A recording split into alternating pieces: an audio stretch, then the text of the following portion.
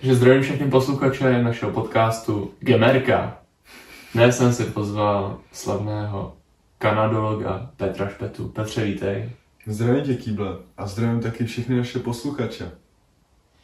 Petře, ty jsi kanadolog a má to vlastně takovou otázku, jak ses k tomuto oboru dostal? Moje vášeň ke Kanadě začala mojí cestou na školním výletu do Kanady a cestoval jsem přesně do Ottavy, do hlavního města, a tam se moje láska ke Kanadě tak nějak vyvinula. Super. Petře, abych začal hnedka otázkou k tématu. Co tě překvapilo nejvíc na Kanadě? Tak na Kanadě mě asi nejvíce překvapilo, že Kanada je vlastně federativní konstituční monarchie, a také mě překvapilo, že se dělí na 10 provincií a 3 spolková teritoria. A co vlastně ta konstituční monarchie znamená? Federativní konstituční monarchie znamená? Federativní konstituční monarchie znamená vlastně, že je to státní zřízení, stejně jako Česko je republika, tak Kanada je federace. Spočívá to v tom, že se ve státu nachází další menší státy, které mají vliv na vnitrostátní politiku, ale ne na tu mezinárodní. Potom je důležité říct, že vznikají z určitých důvodů. U Kanady je to třeba z etnických důvodů, u jiných zemí třeba z důvodu hospodářství nebo třeba armády. Takže něco jako třeba Sovětský svaz? Víceméně ano, akorát v Kanadě je to trošku jinak než v Sovětském svazu, jelikož Kanada, tak její vnitřní státy vlastně nemají žádný vliv na mezinárodní, a v Sovětském svazu je to přesně naopak. Jasně. Takže jde vlastně o politiku jenom. Ano. Dobře. Tak Petře, proč je Kanada vlastně federace? Je tam nějaký etnický důvod nebo spíš politický? Bude tam určitě etnický důvod, jelikož dříve v Kanadě byly britské a francouzské kolonie, tudíž jazyky z těchto dvou zemí tu dodnes přetrvávají.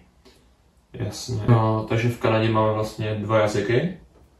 Ne, ještě tam je jeden jazyk, který je od domorodců Inuitů, a tudíž inuitština je ten jazyk. Jasně.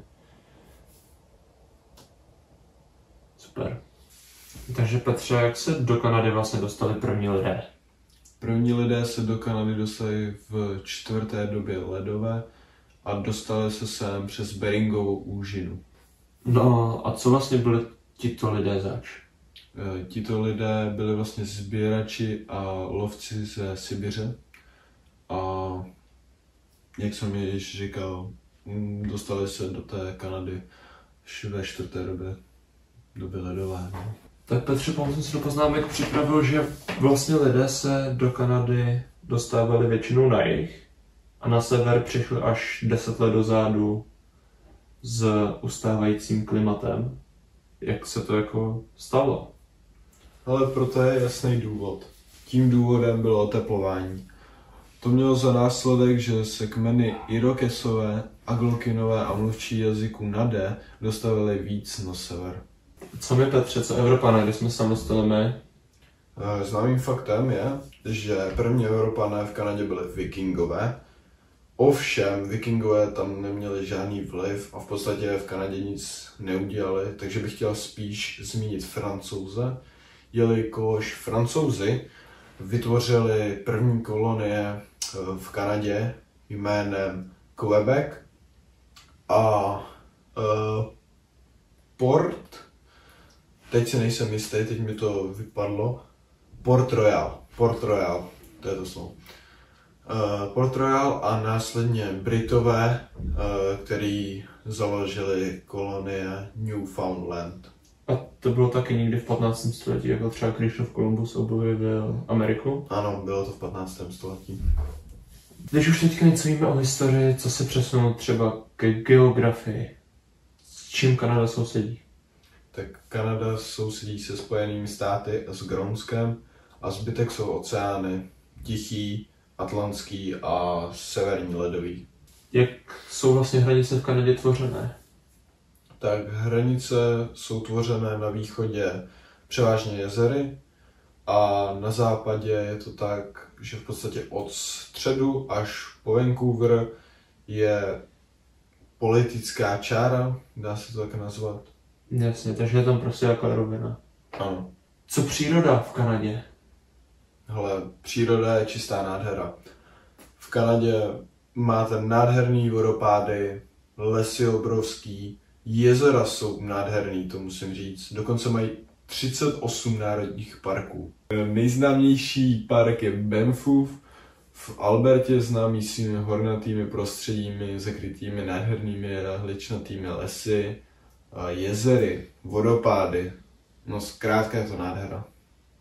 Dále také sousedící park stojí za zmínku, je to konkrétně park Jasperův a tam je v podstatě to samé jako na předešlém Banffu.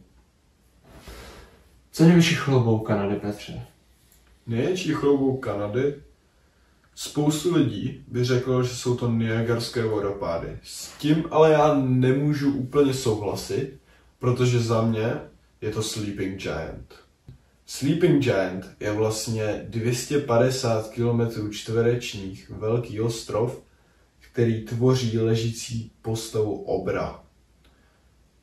Tento ostrov je také tvořen sopečnými sedimenty. Za návštěvou taky stojí určitě jezera, který vlastně tvoří 8% Kanady a je jich tam přes 2 miliony, což je neskutečné číslo. Já bych vám tady doporučil spíše ty větší, Ontario, Superior a Louisa. Ty jsou za mě hodně pěkný. Tady to zní vlastně náročně všechno to obejít. Je v Kanadě nějaké místo na relax? Na relax? To mě asi teď nic nenapadne. Jo. Teplé prameny. Teplé prameny? Ano, teplé prameny, které vlastně se nachází kolem řeky Liard a tvoří takové malinké jezírka, kde vlastně můžete relaxovat, spoustu lidí se tam prostě koupe. Jak se to, Petře, vlastně stane, že se ty prameny ohřejí? Ty prameny, jak se ohřejí, to se ještě neví, ale vědci se domnívají, že ta voda může putovat roklinami, trhlinami k jádru a poté zpátky vyplávat již ohřátá a tudíž ty prameny jsou takhle horký. Jasně. Pak bych pokračoval s klimatem. Jak je na tom klima v Kanadě? Tak v Kanadě se klima hodně mísí. Na severu je polární pás, tudíž velká zima, minus 20, 30. A na jihu je mírný pás, takže zimy můžou být tak kolem minus 5. Mhm. Jasně. Takže teďka jsem mluvil o celkových teplotách. Ano, přesně tak. Jasně. Posuneme se na počasí v létě. Jak je tam? Tak na severu je počasí v létě kolem 10-15 stupňů a místy může být i 0 až pod 0. A na jihu je počasí kolem 25 až 30 stupních v létě. Jasně. Co počasí v Kanadě? Je tam něco, co stojí za zmínku, co v Česku nemáme? Tak určitě. Tak určitě. Na severu Kanady můžeme zahlédnout polární záři. Po celé Kanadě jsou potom sněhové bouře. A jestli pa víš, co jsou Chinooky? Chinooky. Myslím, že jsem ho slyšel někde v novinách. Myslím, že to nějaký příval teplých větrů, který ohřejí v zimě oblast v Kanadě. Ano, přesně tak. Přesně tak, to jsou Chinooky. Co biosféra v Kanadě, Petře? Najdeme tu nějaký specifické oblasti pro živočichy? Ano, například tundry, tajga, deštné pralesy a také smíšené lesy a travnaté plochy. Co živočichové v Kanadě? Jsou tam nějací typičtí zástupci?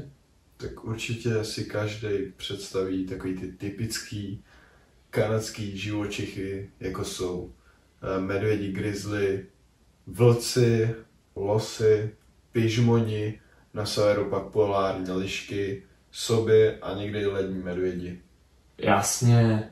Co vodní prostředí v Kanadě?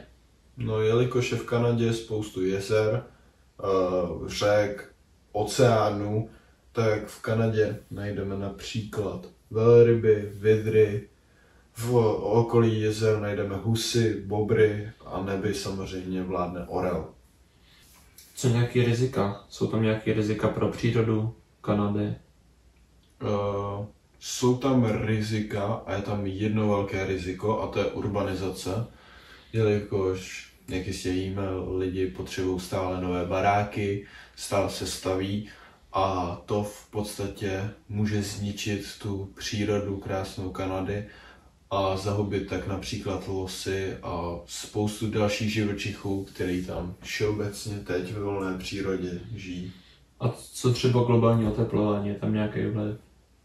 Tak samozřejmě, ale to je jak v celém světě v podstatě hlavní nebo největší problém globálního oteplování může být tání ledovců. Dále tady mám otázku na hospodářství. Jak na tom hospodářství v Kanadě? Hospodářství. Tak hospodářství v Kanadě je poměrně dobré. Je tam spoustu dolů, jelikož je Kanada poměrně bohatá na nerostné suroviny. Jsou tam také místa pro těžbu dřeva a místa pro zemědělství. Jak na tom zemědělství v Kanadě? Zemědělství bohužel v posledních letech upadá a snižuje se HDP. Co peníze? Z čeho má Kanada největší příjem? Tak největší příjem má Kanada ze služeb a naopak nejmenší asi z toho zemědělství, jak jsem již zmiňoval, a z veřejných služeb. Jak je na tom třeba výroba v Kanadě? Tak například díky těžbě toho dřeva, tak se dá vyrobit nábytek a ten se pak prodává celosvětově. Jasně. Co občané? Často se, když se koukám na hokej, setkám třeba s nějakými českými příjmeními. Jak je to možné? To bude tím, že Kanaďané obývají pouze 32% Kanady. Dále se tam můžeme setkat například s Angličany, což je 18% Kanady, a také Skoty, což je 13% Kanady. A pak jsou tam nějak mix dalších zemí. Ano, přesně tak. Zejména Evropa, Adam. Přesně tak. A má Kanada, kolik má obyvatel? Já jsem koukal někde 30 milionů, je to možný? Přesně tak. Ty bys to mohl vyprávět za mě. Připravoval jsem se. Takže v Kanadě je dost migrantů, hádám. Přesně tak. A Kanada chce také od roku 2025 přijímat až 500 000 migrantů ročně. To je dost. Co náboženství v Kanadě? Jak je to tam vlastně rozvrhnutý?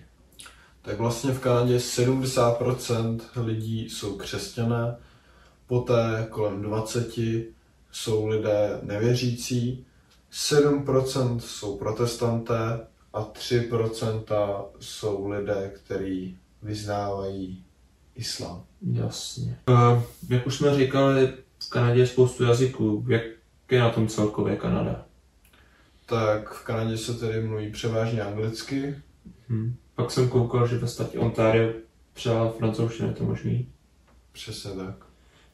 A nějaký speciální jazyky jsou tam? No, ty, jak jsem již zmiňoval. Jasně, takže inuitština. Ano. Jasný. Petře, děkuji ti za to, že jsi přišel. Byl jsi dobrým hostem. Dozvěděli jsme se o Kanadě od tebe dost a to zjistí určitě znova. Děkuji. S vámi se taky loučím, posluchači. A slyšenou. Dobrý.